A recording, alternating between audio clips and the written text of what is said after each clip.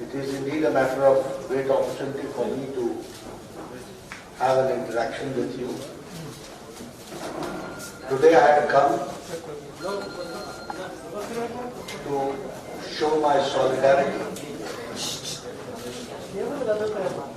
with the fight which the Telangana state BJP is fighting for the people and for the employees of Telangana state. आज मैं भारतीय Janata party की तरफ से जो तेलंगाना राज्य एम्प्लॉइज के लिए और लोगों के लिए जो जमीनी स्तर पर जो लड़ाई लड़ रहा है उसको समर्थन देने के लिए मैं आया था। लेकिन मुझे एयरपोर्ट पर ही joint commissioner police mister Kartikeya उन्होंने मुझे बताया कि यहाँ गवर्नमेंट ऑर्डर है कोरोना के नॉर्म्स को फॉलो करना, इसलिए आपको मैं ये बताने आया हूं कि कोरोना नॉर्म्स को फॉलो किया जाए। मैंने उस समय उनसे कहा कि मैं कोरोना के सभी नॉर्म्स को फॉलो करूंगा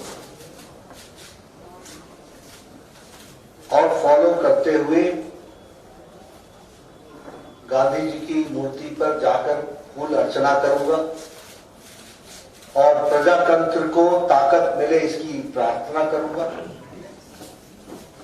और इसके साथ साथ अपने तरफ से हम सारे नॉर्म्स को फॉलो करेंगे। The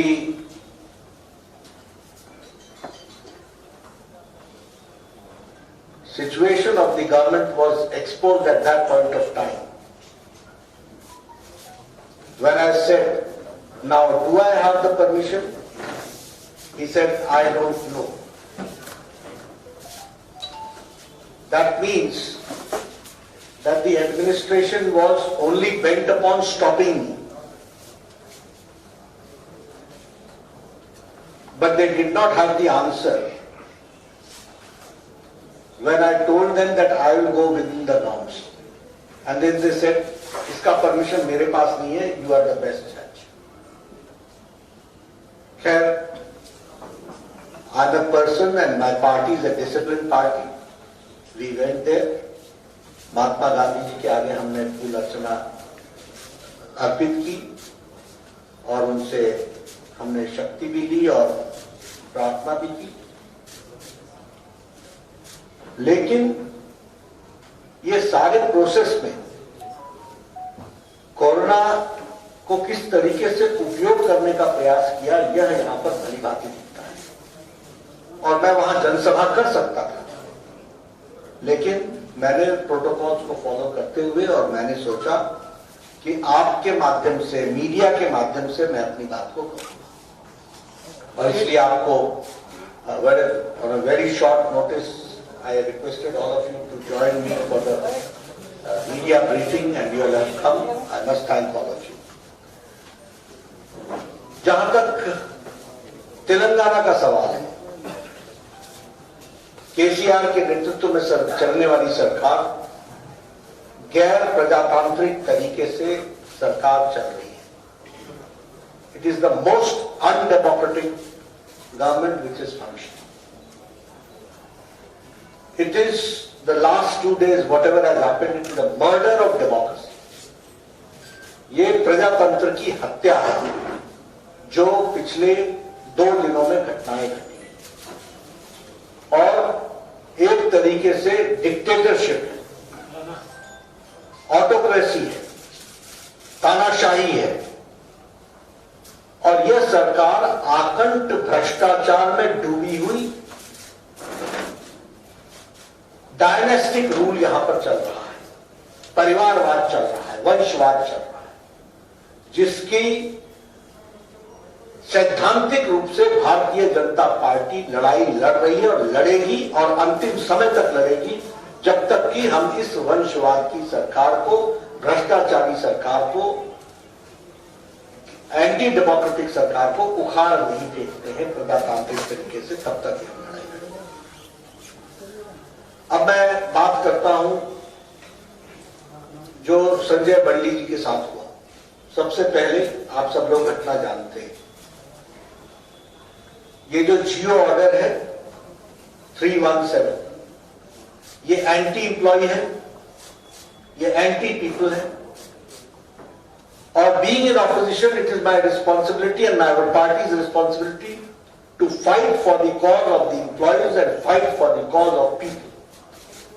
हम विपक्ष के होने के नाते ये हमारी नैतिक जिम्मेवारी है कि हम जनता की और कर्मचारियों की लड़ाई को निर्णायक मोड़ तक लड़ें। और टीचर्स की, एम्प्लॉइज टीचर्स भी, बाकी लोगों के साथ भी जो ये जियो ऑर्डर इंप्लीमेंट होता है। अब शांतिप्रिय ढंग से हम अपनी वॉइस को रख रहे हैं। On the pretext of corona, वैसे इनके मिनिस्टर्स हर जगह जनसभाएं भी कर रहे हैं और रैलियां भी कर रहे हैं और प्रदर्शन भी कर रहे हैं। उन सब के लिए इनको छूट है। लेकिन ये जब बात आती है भारतीय जनता पार्टी की, तो उसको रोकने का प्रयास होता है। संजय बंडी ने उस दिन शांतिप्रिय ढंग से धरना देने का तय किया। इन्होंने कोरोना जियो रूल्स दिखाए। इस बात को ध्यान में रखते हुए संजय बंडी ने अपने एमपी वाले कार्यालय में रात का जागरण रखा और जागरण शांतिप्रिय ढंग से रखा। और पुलिस ने पहले वहां एम्प्लॉयज को, टीचर्स को आने से रोका, अरेस्टिंग की। और संजय बंडी जी के यहां उनके ऑफिस में जाकर गैस कटर से लेकर के स्टील के रॉड्स को और कोलैप्सिबल डोर्स को और बाकी दरवाजों को काटा। काटने के बाद अंदर घुसे, घुसने के बाद अश्रु गैस अंदर डाला, पहले वाटर कैनन चलाया और फिर संजय बंडी को मैन हैंडल करते हुए और कार्यकर्ताओं पर लाठीचार्ज करते हुए संजय बंडी को अरेस्ट किया। ये अनडेमोक्रेटिक नॉर्म्स का जीता जागता तस्वीर है। I am ashamed to say that we are in 21st century.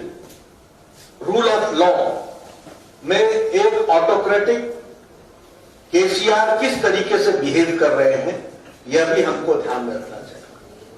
और मेरा ये चार्ज भी है कि केसीआर बौखला गए हैं।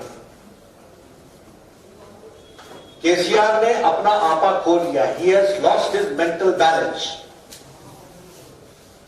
और ये तब हुआ है जब दुबाका में धमाका हुआ है और हुजूराबाद में हुजूर को फटका लगा है। इसने इनका मेंटल बैलेंस खो दिया है। He has lost his sense of proportion, the way he is behaving. अभी मैं डेमोक्रेसी की बात कर रहा हूं। आपके यहां धरना चौक पर धरना देना बंद हो गया by government orders, and High Court had to intervene. And first to take the opportunity was KCR himself as Chief Minister sitting on धरना। क्या ये कैसा प्रदेश है? किस टाइप के नॉर्म्स को लेकर के लोग काम कर रहे हैं? तो यह प्रश्न इसको जनता तक पहुंचाना हमारी जिम्मेवारी है। उसको हम बिल्कुल पहुंचाएंगे, उसको हम करेंगे। ये हाई हेडेडनेस और ये हाई हैंडेड जो एटीट्यूड है, इसको हम इसके खिलाफ हम लड़ाई लड़ेंगे, ये हम कहना चाहते हैं।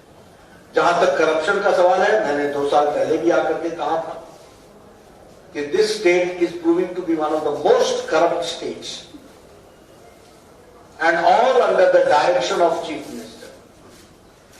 मैंने पहले भी कालेश्वरम के बारे में बातचीत की थी। Kaleshwaram has become an ATM for KCR. हमारे हिंदी में कहते हैं कि ये दूध देने वाली गाय हो गई। The original project was of 36,000 crores Now the project is 1,20,000 crores. And the water has reached only his farmhouse and to none others. This is the situation. If I talk about Palamuru Rangareddy, inauguration हो गया, पैसे लग गए, एक drop water नहीं पहुंचा है. This is the situation. Mission Bhagirathi, पैसा लग चुका है, एक ड्रॉप वाटर नहीं पहुंचा है. This is the state of corruption, of height of corruption of KCR government, which we have to understand. मैं बहुत से उदाहरण दे सकता हूं, but this is the most corrupt state and he is one of the most corrupt administrator, chief minister who is working. That is what I would like to say. As far as dynastic rule is concerned, बेटा, बेटी, भांजा, भी पोता तैयार नहीं है, लेकिन हर एक तरीके से it's a family rule, it's a dynastic rule, and it is a question on democracy. एक प्रजातंत्र पर एक प्रश्न है और हम यह लड़ाई जनता को नीचे तक लड़ेंगे, ये हम आपको बताना चाहते हैं. जहां तक हमारी लड़ाई है, मैंने पहले भी कहा था, केसीआर साहब का जिस तरीके से उन्होंने संजय बंडी को अरेस्ट किया है, विनाश काले विपरीत बुद्धि, एंड दिस इज धर्म युद्धम. हम ये धर्म की लड़ाई लड़ेंगे और प्रजातांत्रिक तरीके से लड़ेंगे. We will take all legal recourse and we will take all democratic things, democratic methods. हम प्रजातांत्रिक तरीके से इस लड़ाई को निर्णायक मोड़ तक लड़ेंगे और हमारी भारतीय जनता पार्टी को कितना भी रोको, हम रुकने वाले नहीं हैं. अगर हमारे संजय बंडी को अरेस्ट किया है तो हमारा डेली धरना भी चलेगा, हम इसको आगे भी बढ़ाएंगे. आज मैंने शुरू किया है, कल कोई और आएंगे, लेकिन इस लड़ाई को हम निर्णायक मोड़ तक लड़ेंगे, ये हम आपको बताना चाहते हैं. जहां तक मैंने आपके साथ कहा कि राजनीतिक तरीके से लड़ेंगे, ये नेशनल पार्टी के तरीके के लिए केसीआर जिस तरीके से बिहेव कर रहे हैं, उसका पर्दाफाश करना, ये हमारी राष्ट्रीय जिम्मेवारी भी है और प्रादेशिक जिम्मेवारी भी है, जिसको हम निभा रहे हैं. मैंने तो कोरोना के सारे नॉर्म्स फॉलो किए, and that is why your police commissioner did not have any answer. He thought that I will take law and order in my own hands. We know how to fight democratically and how to see that we do not overstep the laws, but at the same time हम प्रजातांत्रिक तरीके से लड़ते हैं.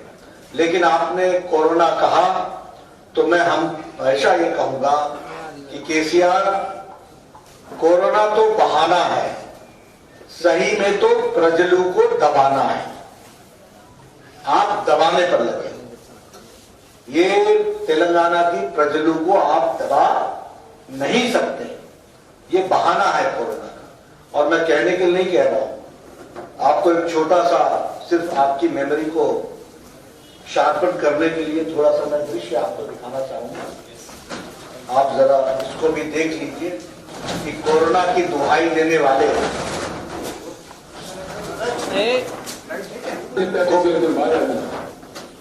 ఏమంటుందంటే corona వస్తే మాస్కులతో పనికిలేదు. Corona వస్తే అధ్యక్ష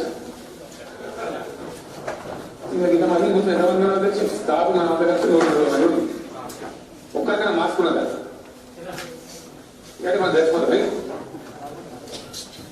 మరి ఏ ఒక్క ఆరోగ్య మంత్రి గారు వచ్చిన దేవుడు వల్ల వారికి కూడా మాస్క్ లేదు. మరి డాక్టర్లు ఎందుకంటే నా దగ్గర ముందు ఆయనకే కట్టాలి అవసరం ఉండేది. ఇంతమంది లేనటువంటి మాస్క్ కట్టుకుంది. ఈ మాస్క్ ఎందుకు అవసరం అవుతుంది? అసలు కరోనా మన రాష్ట్రంలో రాలేదు అధ్యక్ష. అది మన రాష్ట్రంలో పుట్టిన జబ్బు కాదు, ఎక్కడో చైనా దేశంలో పుట్టుకోవాలి.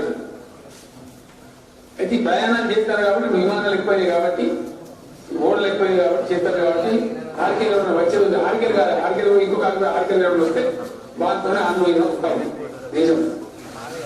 ఇంత పెద్ద 130 కోట్ల మంది భారతదేశం ఇప్పటివరకు వచ్చింది 30-35 మందికి ఎంతమంది 31 మందికి వచ్చారు ఇంత పెద్ద దేశం అలా ఒక్కడు సన్యాసం జరిగింది మా దగ్గరికి వచ్చారు వాళ్ళు డైరెక్ట్ మన దగ్గర రాలేదు చైనాకి దుబాయ్ పోయి కాలేకపోతే దుబాయ్ నుంచి బెంగళూరు పోయింది బెంగళూరు కన్నా హైదరాబాద్ వచ్చాం రాగానే 25 దొరకవచ్చు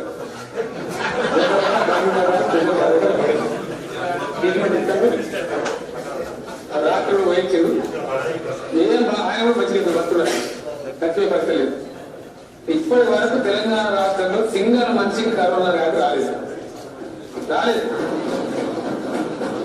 భగవంతుడు మాకు ఎంత శక్తి ఇచ్చిండో అవసరమని तो मैं आपको दिखा रहा हूं तो कोरोना तो बहाना है प्रज्वल को दबाना है और हम ये लड़ाई निर्णायक मोड़ तक लड़ेंगे। मैं अपनी बात यहीं पर समाप्त करता हूं बट यह लड़ाई प्रजातांत्रिक तरीके से अंतिम निर्णायक मोड़ तक डिसाइसिव एंड तक लड़ी जाएगी और we will expose KCR, we will expose his corrupt practices, we will expose और आने वाले समय में दुबाके जैसे धमाके भी होंगे और हुजूराबाद जैसे हुजूर को फटका भी लगेगा। जीएचएमसी आपके सामने है, एक पर एक हमको आप लोगों का आशीर्वाद मिल रहा है। Bharatiya Janata Party is an ideological based party with a mission and we will go ahead with our mission, that's what I have to say. मैंने मित्रों अपनी बात नहीं समाप्त की है, मैं वहां जनसभा में नॉर्म्स को तोड़ना नहीं चाहता था इसलिए मैंने वहां भाषण नहीं which I promise to mister the joint secretary mister Kartikeya, लेकिन जॉइंट कमिश्नर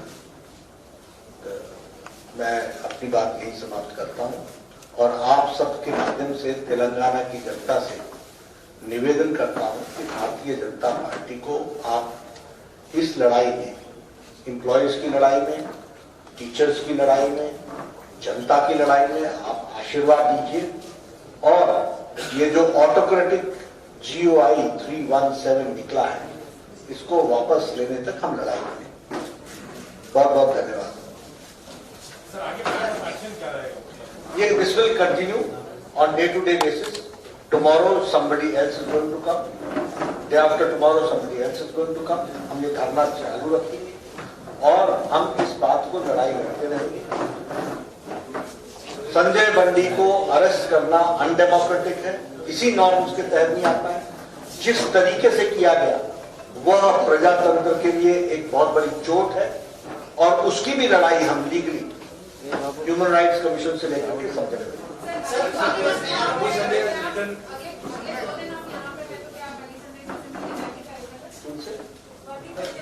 हम उसके बारे में बात करेंगे क्योंकि अदर प्रोग्राम्स भी हैं, उसके साथ हम उसको एसिमुलेट करेंगे। एक आरोपण है कांग्रेस आपके अधिकार है सेंट्रल में क्यों विचार नहीं कर रहे, इसके ये दिखता है कि दोनों के बीच में दोस्ती है, गले में लड़ाई, सेंट्रल में दोस्ती, आरोपण कर रहे। ऐसा है, कांग्रेस का ये काम है न खुद काम करना न किसी को करने देना और दिशा को भ्रमित करना। हम दिशा जानते हैं, डायरेक्शन जानते हैं, केसीआर से लड़ेगी तो बीजेपी ही लड़ेगी और सफल होगी। किसके बारे में? हाँ करेंगे, बिल्कुल करेंगे।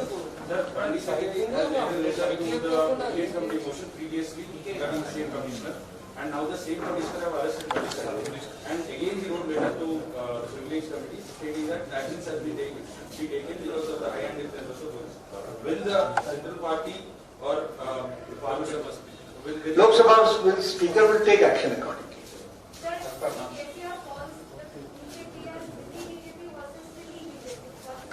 Delhi BJP?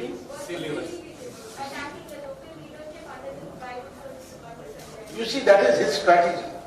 But our leaders are not, they are very mature leaders, and that is why you can see that daily new, very people who are ground, who have got strong base They are joining BJP. And this is being done by the mature leaders of BJP. And that is why the BJP is becoming stronger day by day. Sir, also, if you are saying that the person is fully positive, and his videos of mass gatherings in Chandigarh is viral, what would you like to say on that? About KCR. Kejriwal. See, today I would like to focus on KCR. When I go to Delhi, I talk to Kejriwal.